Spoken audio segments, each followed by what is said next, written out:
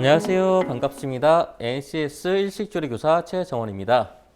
자, 오늘은 NCS 일식조리 마지막 15단원 일식 밥류 조리의 첫 번째 파트를 공부하도록 하겠습니다. 학습은 총 5차까지 있는데 오늘은 1차 시, 2차 시만 공부를 하도록 할게요.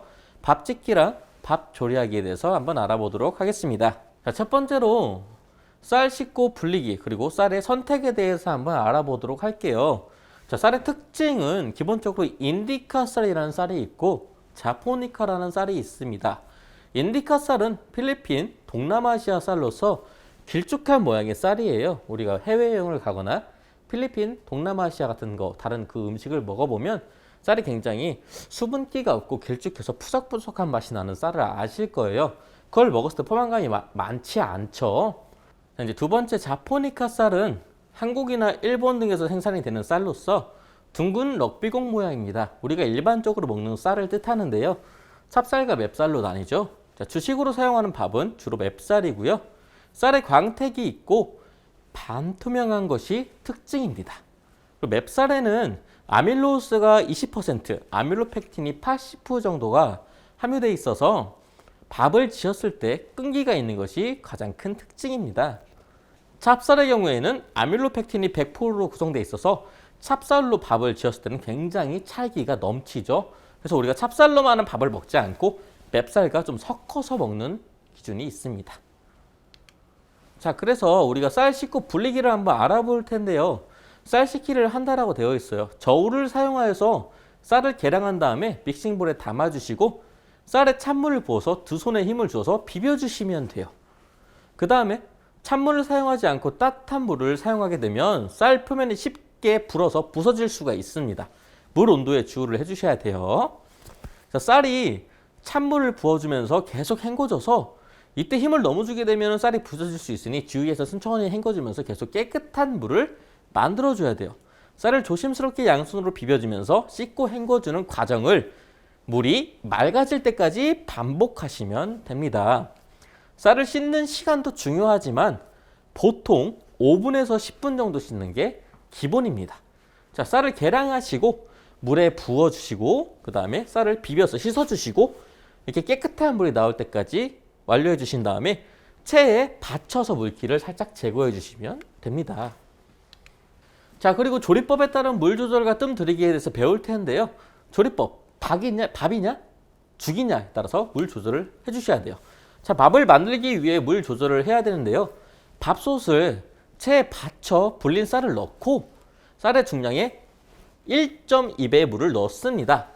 자, 손으로 쌀이 평평하게 되도록 만들어줍니다. 옆에 그림 보시면 아시겠죠? 쌀이 이렇게 둥근 산처럼 올라와 있는 게 아니라 평평한 평면을 맞춰주시고 이제 물이 손등까지 올라왔을 때가 가장 알맞은 물의 높이라고 보실 수 있어요. 자, 두 번째 죽을 만들기 위한 물 조절은 일본의 죽은 오래 끓여 부드럽게 먹는 오카유와 짧은 시간에 끓여서 간편하게 먹는 조스이가 있습니다. 이거 전에 우리나라에도 죽이 있죠. 우리나라 죽은 이제 쌀 아래 다 그대로 사용하는 죽이 있고 그냥 반절 부셔서 사용하는 죽이 있는데 기본적으로 쌀에 6배의 물을 집어넣는데 일본 같은 경우에 오래 끓여 부드럽게 먹는 오카유와 짧은 시간에 끓여 간편하게 먹는 조스이가 있습니다. 자, 오카유는 쌀을 씻어 물을 부어주고 그대로 끓임으로 쌀 중량의 10배 정도의 물을 넣습니다. 조스이는 밥을 씻어 물을 부어주어 끓여주므로 밥 중량의 2배 정도의 물을 넣는데 우리나라는 6배의 물을 넣고 중간 정도로 끓이죠. 하지만 일본은 완전히 오래 끓여서 부드럽게 먹을 때는 10배의 물을 넣고 그냥 바로 끓여 먹을 때는 2배의 물을 넣는다는 것만 잘 알고 계시면 될 것 같아요. 자, 밑에 보면 오카유의 물량 차이고요. 조스의 물량 차이입니다. 자, 그래서 밥을 짓는 방법에 대해서 한번 알아볼게요. 밥을 지어 뜸을 들이기를 한다고 되어 있는데요. 자, 밥솥에 넣고 물 조절을 한 쌀을 불 위에 올려서 강한 불로 가열을 해줍니다. 이때 비등까지 10분 정도의 시간이 걸릴 수 있도록 불 세기를 조절해 주시는 게 좋아요. 그래서 불이 끓으면 불을 줄여 끓는 상태가 유지되도록 계속 해주셔야 돼요. 이때 호화가 활발히 진행되는 것으로 약 15분 정도 유지될 수 있도록 천천히 불 조절을 해주시면 되겠습니다. 밥이 다 익으면 불을 끄고 잔열을 사용해서 뜸을 들이면 됩니다. 뜸은 약 10분 정도를 유지하는 것이 좋습니다. 그림처럼 그대로 하시면 되고, 자, 우리나라 같은 경우에는 쌀 밥짓기를 어떻게 하죠? 네, 처음에 센 불에서 거품이 올라오면 중불로 줄이고 10분 정도를 유지하고 다시 또 약불로 줄여서 다시 또 유지를 하죠. 그러다가 이제 거품이 다 없어지고 타닥타닥 소리가 나면 불을 꺼줍니다.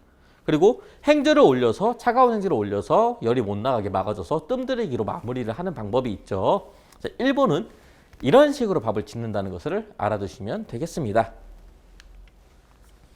자, 그래서 두 번째 이제 녹차 밥 조리하기를 배울 건데, 첫 번째로 쌀로 밥 짓는 방법을 배웠어요. 자, 이제 두 번째로 차밥이라는 오차츠케라는 녹차밥에 대해서 한번 배울 거예요. 밥에 녹차 우린 물을 넣어서 만든 요리를 오차츠케라고 합니다. 차밥에 추가로 사용되는 재료에 따라서 뭐뭐차츠케라고 부르기도 해요. 매실장아찌를 넣으면 우메차츠케, 그리고 뭐 연어 등을 넣으면 사케차츠케라고 합니다. 그리고 또 와사비, 참깨, 김 등을 추가로 넣어주는 방법도 있어요. 차밥은 본래 따뜻한 밥 위에 뜨거운 차를 부어 먹는 요리이기도 하지만 차가운 차를 뜨거운 밥 위에 부어주는 히야시 차즈케도 있다는 거 알아두세요. 그래서 이 녹차밥을 만들 때 사용하는 막국물의 종류는 어떤 것들이 있는지 한번 볼게요. 첫 번째로 녹차만을 사용한 막국물을 만들 수가 있습니다. 녹차만을 사용하여 막국물을 만드는 경우에는 녹차 자체의 맛이 진하고 향이 강해야 됩니다. 그래서 녹차를 우릴 때는 뜨거운 물을 사용해야 되는데 80에서 90도 정도로 하고 고객에게 제공되기 직전에 뽑아 주어야 합니다. 이런 식으로 만들어 주시면 돼요. 자, 두 번째로 가쏘부시마를 사용한 막국물을 만드는 방법인데요. 자, 가쏘부시와 다시마를 사용해서 막국물을 만드는 경우에는 1번 나시를 만들어 소금, 우스구치, 맛술로 간을 합니다. 마실 수 있을 정도로만 간을 하고 절대 세게 하지 않아야 돼요. 그래서 간이 되어 있고 그 다음에 가쏘부시를 사용하여 감칠맛이 강한 것이 특징입니다. 자, 그리고 녹차와 가쏘부시를 모두 사용해서 막국물을 만드는 방법이 있는데요. 녹차와 가쏘부시 두 가지를 모두 혼합하는 경우에는 우리가 이제 3번처럼 막국물을 만들고 고객에게 제공하기 직전에 녹차를 넣고 우려서 막국물을 만드는 방법이 있습니다. 자, 혼합 막국물은 이렇게 좀 색깔이 다 다르겠죠? 뭐 진한 거, 연한 거, 뭐 중간 거. 자, 그리고 이제 기물과 고명의 선택인데요. 자, 녹차 밥의 기물은 밥과 막국물이 충분히 들어갈 수 있도록 깊이가 어느 정도 있어야 하고 덮개가 있으며 아래쪽은 좁고 위쪽은 넓은 형태의 기물을 선택해 주셔야 됩니다. 그래서 이런 종류의 그릇을 사용하면 되겠죠.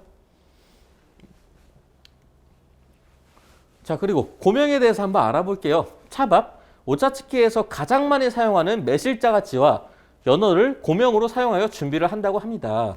자, 매실장아찌는 우리가 씨를 제거하고 칼을 사용해서 잘게 다져서 준비를 해주시면 돼요. 자, 이렇게. 자, 두 번째, 연어는 뼈에 붙어있는 살을 사용하기 때문에 소금을 뿌려서 조금 짜도록 뿌려주는 거예요. 왜냐하면 차밥이 되게 연한 맛이기 때문에. 석쇠를 사용해서 구워주고요.